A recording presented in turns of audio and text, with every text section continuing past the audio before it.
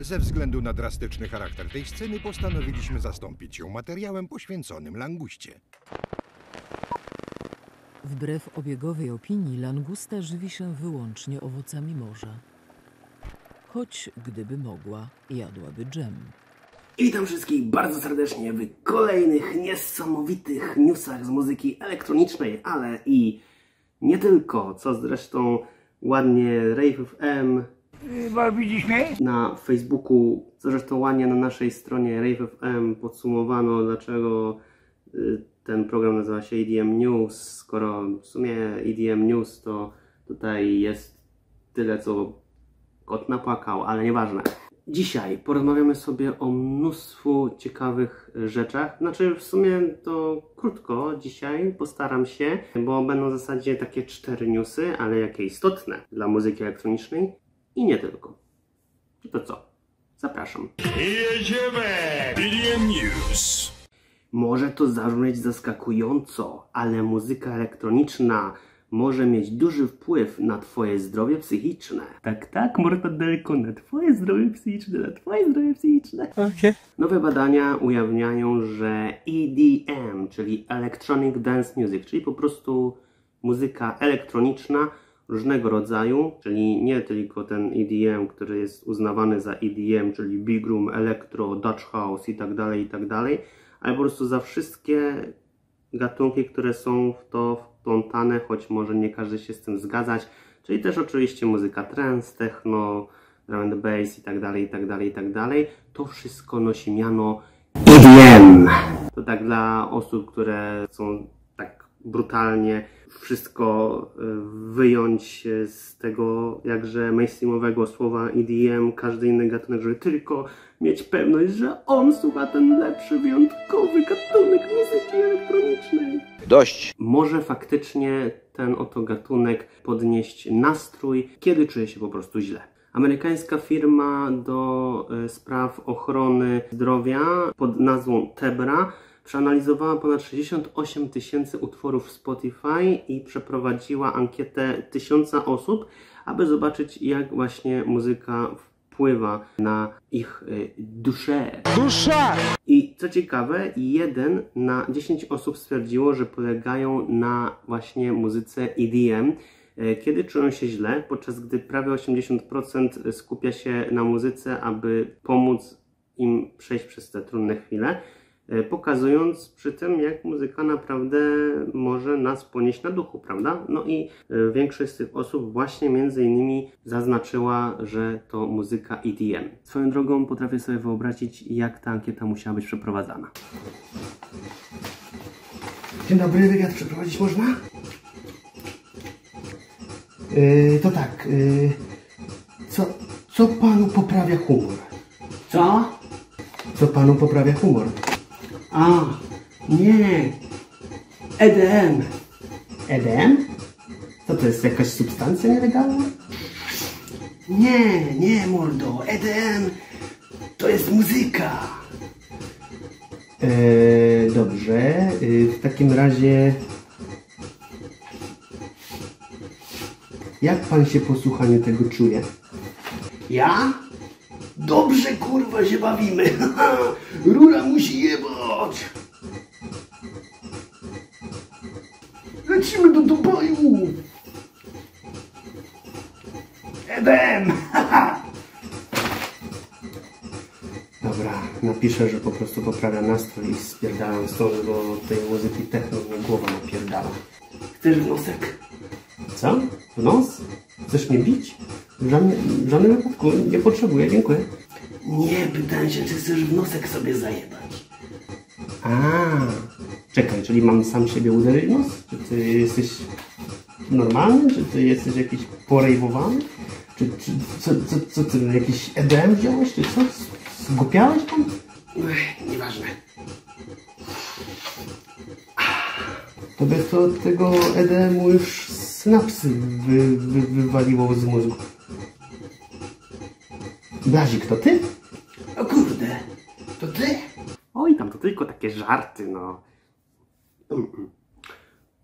Oj, tam tylko takie żarty, no. Okrutnik, no. Około 43% właśnie słuchaczy EDM również zgłosiło, że ma dobre zdrowie psychiczne, co pokazuje, że no, w tym gatunku jest coś takiego poniosłego, tak? A przynajmniej tak możemy wnioskować właśnie z tych odpowiedzi na pytania właśnie, jaki gatunek muzyczny poprawia im nastrój po prostu. No i aby uczcić ten tydzień świadomości zdrowia psychicznego, który miał miejsce parę tygodni temu, to zespół George FM w Aotearoa, czy jakoś tak, stworzyła playlistę, oczywiście nigdzie indziej jak na Spotify, naszych ulubionych utworów, właśnie, które poprawiają nam nastrój. Co ciekawe, nie wiem czy pamiętacie, kiedyś w EDM Newsach jeszcze prowadzonych w mojej audycji, ale to już lata temu, mówiłem wam newsa, że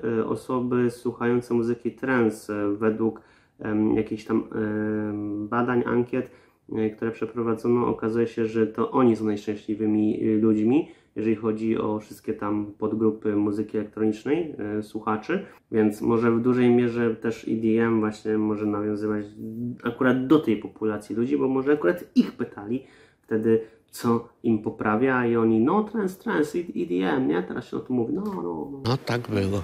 Ja wiem na pewno tyle, że warto poświęcić chwilę na badania psychiatryczne, oczywiście, jeżeli oczywiście czujecie się źle przez dłuższą ilość czasu niż normalnie człowiek czasami może się czuć źle, no bo wiadomo, gorsze dni każdy może miewać, ale jeżeli coś jest na rzeczy i długo to trzyma ten taki stan, to warto wtedy się przebadać, bo zdrowie psychiczne jest również bardzo ważne, tak jak zdrowie fizyczne i to nie jest żaden powód do wstydu ani innych rzeczy, bo po prostu jak zdrowa głowa, to i się bardziej wszystko chce i w ogóle, no. Widzicie, ja zacząłem się leczyć i nagle mi się chce robić jakieś EDM newsy na YouTube'a. Powalone. EDM News. Czy Emily Armstrong śpiewa z playbacku? Wow! Pewnie, możliwe, że tak. I ten news jest tak super istotny jakby wcale, więc przejdźmy dalej. EDM News. Oczywiście żartuję, no skupmy się trochę na tym newsie, no. Dobra, to może tak. Jeden z fanów Linkin Park sfilmował fragment koncertu zespołu, w którym to oczywiście w danym momencie śpiewała Emily Armstrong. Widać nim, że nowa wokalistka grupy w tym momencie odsuwa mikrofon od ust i przestaje śpiewać. Ale i tak słychać jej wokal, co wskazuje na to, że prawdopodobnie śpiewa z playbacku. I oto jest cały ten szum. No, nie będę ukrywał, nie jestem osobą, która nie przepada z tego typu sztuczkami. W ogóle nie lubię, jak ten artysta zarabia tyle, ile zarabia z danego koncertu, po czym tak naprawdę na tym koncercie nic nie robi, nie? No wiadomo, to jest oszustwo, to jest wręcz mógłbym rzec śmiało i odważnie, że to jest chujowe, ale umówmy się, czy w dzisiejszych czasach to kogoś jeszcze dziwi, że coś takiego się dzieje? Raczej nie. Jakby, no, nie jest to okej. Wobec fanów, nie jest to w porządku, żeby tak fanów traktować, wiadomo, ale też nie bądźmy jacyś bardzo zaskoczeni, tak, że ktoś tam śpiewa z playbacku, nie wiem, czy to Emily Armstrong, czy ktokolwiek inny. Naprawdę wiele gwiazd w dzisiejszych czasach stara się jak najmniej pracować, a jak najwięcej zarabiać i to w sumie dotyczy się tak naprawdę każdej branży, że każdy chce lecieć w ciula, czyli po prostu zarobić i się nie narobić. No tak jest, no po prostu i jest ciężko. Aczkolwiek oczywiście nie popieram takiego zachowania, jeżeli to jest prawda, co sami możecie wywnioskować po tym tam filmiku, który gdzieś tam krąży. Aczkolwiek chciałem się tutaj przy tym newsie skupić na czymś jeszcze ważniejszym, poważniejszym, bo zauważyłem, że odkąd właśnie Emily Armstrong jest w tym zespole Linkin Park, jest bardzo dużo krytyki, żeby nie powiedzieć słowo hejt, bo to może być trochę już za bardzo, ale dużo jest krytyki odnośnie się tego zespołu, że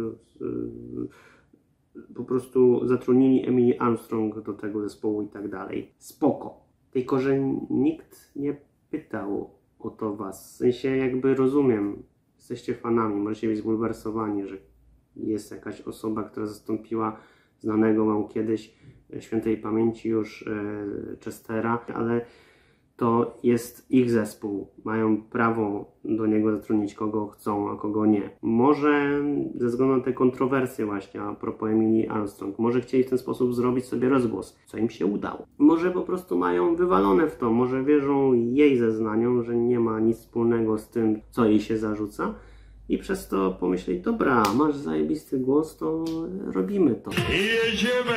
W każdym razie musicie pamiętać jedno. Znaczy musicie, nie musicie, ale powinniście pamiętać o jednym. Po pierwsze, Linkin Park został stworzony dużo wcześniej niż dołączył do niego Chester. Co oznacza, że pomimo tego, że Chester był ikoniczną gwiazdą tego całego zespołu, to jednak oni z racji tego, że już wcześniej sobie tą grupę stworzyli, mają prawo sobie do niej dołączyć kogo chcą, a kogo nie. To jest ich zespół. Czy wam się to podoba, czy nie, czy to no niestety albo stety, no to jest ich sprawa. Po drugie, z całym szacunkiem do fanów Linkin Parku, ale gdzie byliście, kiedy krytykowaliście na tyle mocno Linkin Park, w tym Chestera, kiedy jeszcze Chester żył, co wynika po prostu z badań, że to też mogła być przyczyną właśnie samobójstwa Chestera, czyli wielka krytyka fanów. Dopiero jak stała się tragedia, to wszyscy, ojej,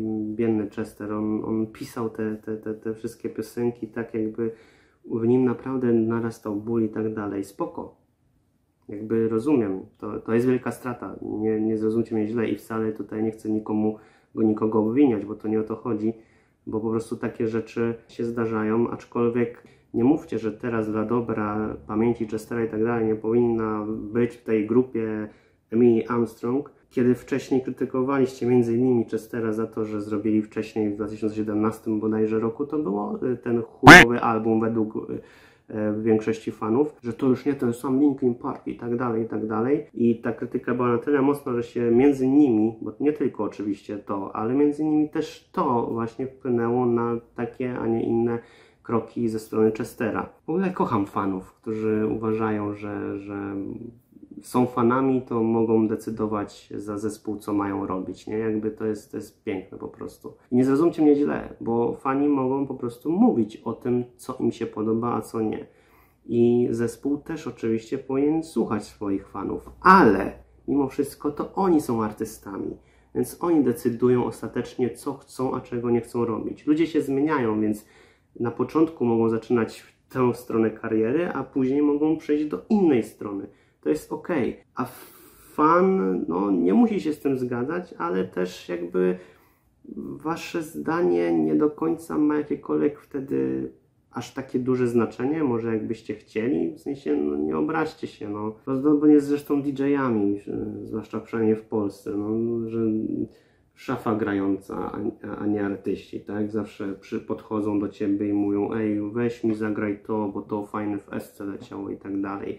Nie, DJ ma grać to, co jemu się podoba i czasami może, nie musi zagrać to, co ludziom się podoba, ale generalnie to ty przychodzisz na koncert DJ-a, a nie DJ po to, żeby ciebie zabawiać. W sensie, dobra, trochę to może za ostro zabrzmiało i za ten, bo tak naprawdę to jedno i drugie to się wiąże, ale o co mi chodzi? O to mi chodzi, że nie mówisz artyście, co mają robić i co mają grać, a jeżeli chcesz, żeby grali inaczej, to stwórz własny zespół albo sam zostań DJ-em i graj sobie piosenki z Eski, no po prostu o to mi chodzi. Także sorry, ale trochę mnie to oburza i nie tylko mnie, bo nawet Michała Wiśniewskiego to oburza, bo kiedy przeprowadzono z nim wywiad swoją drogą na SK Rock, to między innymi a propos jednych tam pytań nawet podbił to pytanie a propos Linkin Parku i też nie jest zadowolony z tego, jak fani i tak dalej krytykują bardzo to, jak Emily Armstrong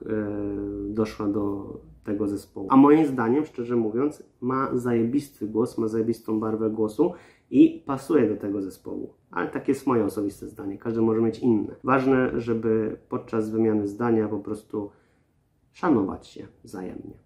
I w zasadzie tylko to chciałem przemycić. A to, czy Emily Armstrong śpiewa z playbacku, czy nie, nie jest to nic zaskakującego, jeżeli by to robiła, ale nie jest to też nic dobrego. Ja osobiście czegoś takiego nie popieram. Uważam, że artysta, jeżeli faktycznie chce zarabiać na fanach na koncertach i tak dalej, to niech faktycznie pokaże z tego swojego skilla na tych właśnie koncertach, tak? Bo po to właśnie dostaje pieniądze, bo zarabia swoim głosem, albo jeżeli jest instrumenciarzem, Co? muzykiem, który po prostu gra na instrumencie, no to żeby faktycznie grał na tym instrumencie, ale DJ, skoro jest DJ-em, powinien oczywiście też grać odpowiednio na konsoli, a nie, że tam udaje, że coś robi, a w rzeczywistości nic nie robi, nie?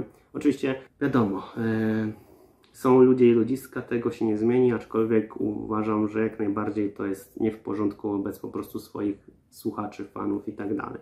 Mam nadzieję, że już wszystkich wytłumaczyłem, to możemy lecieć dalej. EDM News. Już w tę środę, czyli jeżeli ten EDM News wyjdzie, to jutro, o ile wyjdzie we wtorek, bo jeżeli wyjdzie później, czyli jakoś piątek, no to znaczy, że już się zaczął, ale teoretycznie już w środę, czyli za kilka dni, kiedy to nagrywam, odbędzie się jedno z najważniejszych rzeczy, jeżeli chodzi o muzykę elektroniczną, czyli Amsterdam Dance Event, gdzie jest pełno muzyki, pełno artystów grających w różnych miejscach, klubach w Amsterdamie i w okolicach, czy też Amsterdam Music Festival, czyli najważniejszy festiwal z tego całego tygodnia muzyki elektronicznej w Amsterdamie właśnie.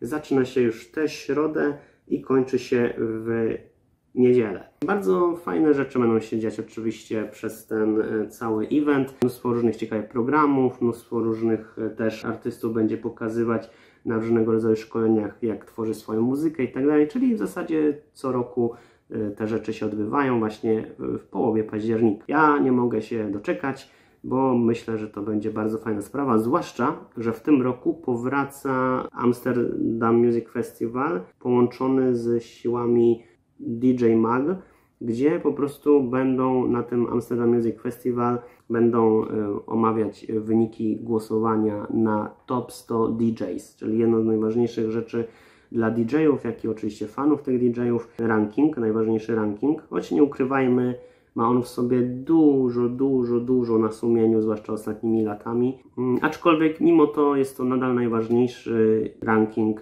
który dużo daje absolutnie twórcom, którzy się znajdują w tym rankingu.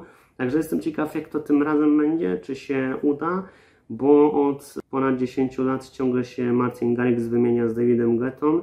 Czasami tam braci Vegas się tam gdzieś tam wtrąci na podium i w zasadzie poza tym to dużo się nie zmienia, chociaż ostatnio dużo się zmieniło, Co? bo na przykład więcej jest osób, artystów z takich gatunków jak techno, czy hardstyle, hardcore, trochę też wyjadaczy transu na nowo gdzieś tam wchodzi w ten ranking, także jest już trochę bardziej to wyraziste, ale nadal mimo wszystko te najwyższe miejsca, najwyższe szczeble tego rankingu, zwłaszcza podium, są przeważnie ci sami, aż do zażygania, za przeproszeniem, i nigdy tego nie zrozumiem za bardzo, jak tak można to robić w taki sposób, ale widocznie można, widocznie ktoś na nich głosuje, więc czemu by nie? No, nie mnie to oceniać, będę to oceniać na pewno w następnych EDM Newsach, kiedy już dowiemy się faktycznie, kto wygra miejsce That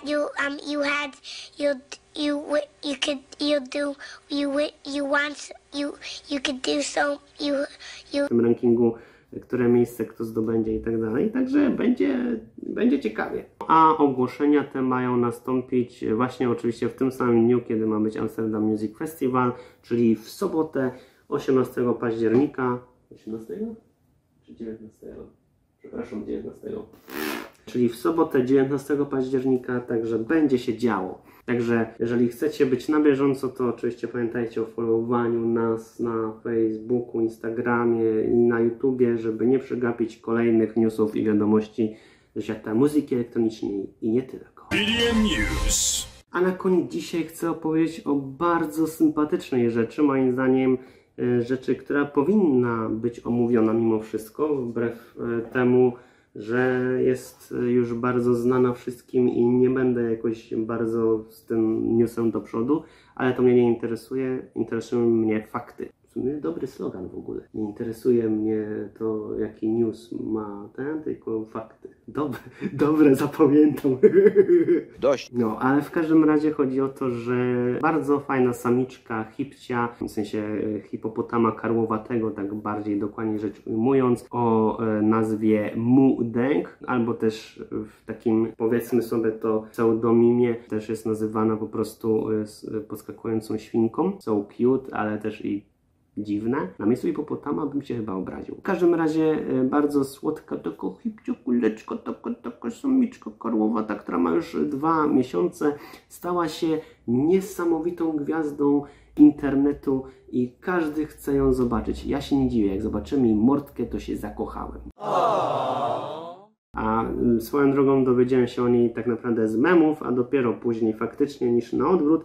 Także memy mają bardzo dobrą swoją, tak notabene, przekaz wiedzy ma bardzo fajny. Baby, hipopotamek, hipopotamcia, nie wiem jak to nazwać, no jaki jest feminizm do hipopotama, do hipcia, no nieważne. W każdym razie bardzo słodka dziewczynka, naprawdę lubię ją ostatnio oglądać, jest przesłodka, przekochana i samym chciałem ją chętnie zobaczyć. I dużo ludzi też chce ją chętnie zobaczyć. Stała się niesamowitą celebrytką. Mnóstwo memów, filmów, gagów, zdjęć z niej po prostu po internecie krąży. Dużo różnego rodzaju fragmentów z nią, filmików ma po miliony wyświetleń. I to w całkiem szybkim tempie, także naprawdę niezła celebrytka tutaj się zrobiła. Hipcia jest bardzo swoją drogą, nie dość, że bardzo taka zabawna, słodziutka, też w dodatku ma swój temperament, także bardzo fajna dziewczynka, ale są niestety też i tego problemy, z racji tego, że ma bardzo dużą popularność, to z racji tego władze instytucji tego zoo w Tajlandii, bo ona się w ogóle urodziła w Tajlandii tak notabene, ogłosiły, że od teraz będzie można ją odwiedzać w soboty i w niedzielę. To po pierwsze, bo po prostu bardzo dużo ludzi chce ją zobaczyć, a po drugie będą ludzie krokami prawnymi będzie ich się podejmować. What? Pierdolę, jak ja gadam. No właśnie. Będzie trzeba podjąć kroki prawne dla niektórych osób, które po prostu za bardzo będą chcieli się do tej hipci zbliżyć, albo zrobić jej inne niedobre rzeczy. Nawet jeżeli są z dobrymi intencjami, to jednak są niedobre dla Mudeng, jak i dla jej matki. Z racji tego, że dużo osób zaczęło za bardzo wkraczać w ich terytoria w zoo. Mianowicie na przykład wylewając na hipcia wodę, czy też nawet rzucając w nią czymś, nie wiem, tam jedzeniem czy czymś. W każdym razie to jest bardzo niebezpieczne zarówno dla tych zwierząt, jak i też może się to skończyć źle dla ludzi, no bo jednak hipopotamy, mimo że wyglądają na słodkie i tak dalej, niegroźne i są roślinożercami, to są zwierzętami bardzo terytorialnymi i one potrafią zrobić krzywdę, nawet nie, to nie hipopotam, to pies tam szczeka. Nawet jest przeprowadzona ankieta, gdzie ludzie giną przez hipopotamy częściej niż przez zwierzęta drapieżniki, jak chociażby lwy czy inne, no przeważnie kotowate, nie? Także jest to potężne i groźne zwierzę, więc to też nie powinno się tak robić ze względu bezpieczeństwa dla własnego, jak i dla tych zwierząt. Dlatego, jeżeli osoby będą robić dalej coś takiego, no to będą musieli sporządzać karę dla takich osób, bo przede wszystkim słodka, fajna dziewczyneczka, naprawdę jest to cudowne zwierzątko, zresztą jak wszystkie zwierzątka, ale dla ich bezpieczeństwa trzeba po prostu zrobić pewne zasady, wprowadzić w tym muzeum i ja się całkowicie temu zgadzam. A jeżeli chodzi o nasze polskie terytoria zwierzątkowe, polskie zoo, to z kolei w warszawskim zoo mały jelonek robi furorę o nazwie Pralinka. Też robi furorę, jest to naprawdę słodziutka jelonka.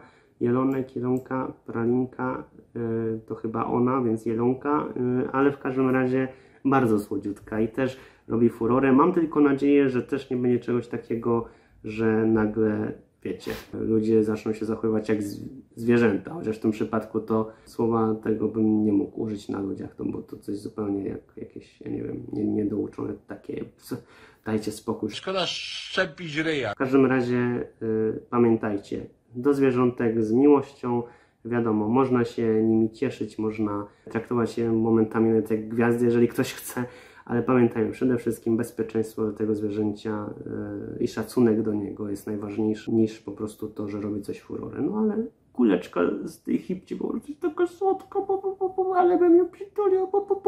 NANI?! お前はもう死んでいる。BDM News. I cóż, to by było na tyle, jeżeli chodzi o ten epizod EDM News. Bardzo wszystkim dziękuję za wysłuchanie tych newsów, które miałem Wam dzisiaj do przekazania. Mam nadzieję, że Wam się one podobały, mam nadzieję, że Was nie zanudziłem, mam nadzieję, że były one dla Was ciekawe. Wiem, dzisiaj krócej, Are you sure about that? ale jest to usprawiedliwione, ponieważ już w czwartek, czyli za 2 dni, to znaczy pod warunkiem, że to oglądacie we wtorek, wiadomo, bo jeżeli to oglądacie w piątek, to już będzie po ptokach, więc już będzie po tym wydarzeniu, a jeżeli oglądacie to jeszcze kiedy indziej, to już w ogóle. No ale staram się, żeby to wychodziło w miarę regularnie na czas, więc wstępnie na wtorek, czyli wstępnie za 2 dni w czwartek, to odbędzie się mój pierwszy program w Radio Rave FM, to znaczy nie, że tak pierwszy, tylko pierwszy nowy program Radio Rave FM, który zastąpi DJ Basic Mix Session i wchodzi w niego comiesięczny program o nazwie Basic Selection, gdzie będę przedstawiał swoje niesamowite selekcje. Oczywiście tam w niedługim, niedalekim czasie pojawią się też goście specjalni i tak dalej w innym programie, który też kiedyś miało miejsce w Mix Session, a teraz po prostu będzie osobno jako Basic and Friends i tak dalej, ale skupmy się teraz na pierwszym programie, który ma nadejść jego premiera, czyli oczywiście Basic Selection, gdzie przedstawię Wam mnóstwo fajnych, ciekawych kawałków z tego miesiąca, które gdzieś tam mnie bardzo tak zahipnotyzowały i zakochałem się w nich, że po prostu muszę Wam je przedstawić. Nie wiem, ile to jeszcze będzie do końca trwało i tak dalej, znaczy mniej więcej już tam coś tam mam poukładane, mniej więcej wiem, a kiedy to oglądacie, to już na pewno mam to poukładane, ale no będzie na pewno bardzo ciekawie, techno, trance, hardstyle przede wszystkim, ale myślę, że jakieś inne gatunki może też się załapią, oczywiście będzie śmieszkowo, będę też oczywiście gadał, bardzo tak się starał Was zaciekawić też zarówno pod kątem muzycznym, jak i pod kątem tego, co mam Wam do powiedzenia.